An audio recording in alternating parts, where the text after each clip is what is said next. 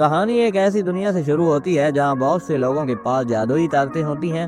ہم نوری نام کی ایک لڑکی کو دیکھتے ہیں جو بچپن سے ہی خود کو دوسرے بچوں سے مختلف سمجھتی تھی، لیکن ایک دن کچھ عجیب ہوا اور اس کی زندگی بدل گئی۔ جب وہ 7 سال کی تھی، وہ اپنے کمرے کی کھڑکی سے اپنے پڑوسیوں کو دیکھ رہی تھی اور پھر اسے باغ میں ایک بلی نظر آئی۔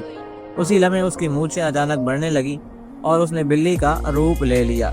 پھر اس کے والد کمرے میں آئے اور اچانک نوری کے کمر پر پنکھ نکل آئے اور آخرکار نوری کو اس کی خاصیت مل گئی۔ اس واقعے کے 6 سال بعد اب نوری اپنے بہترین دوست کے ساتھ سیج اکیڈمی جانے والی تھی، جو ملک کا سب سے مشہور میجیکل سکول تھا۔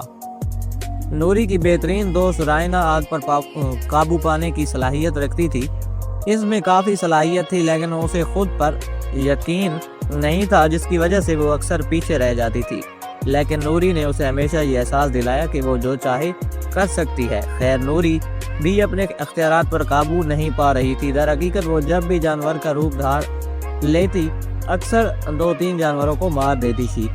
خیر، چند ہفتوں کے بعد نوری اور رائنا باقی بچوں کے ساتھ سیج اکیڈمی کی بس لینے کے لیے بس اسٹاپ پر پہنچی، لیکن پھر درخت کے پیچھے سے ایک عجیب آدمی نکلا اور کہا کہ میں تمام بچوں کو ان کے نئے جادوئی اسکول لے جانے آیا ہوں۔ پھر تمام بچوں نے اپنے والدین کو الوداع کہا اور اس آدمی کے پیچھے جنگل میں داخل ہو گئے۔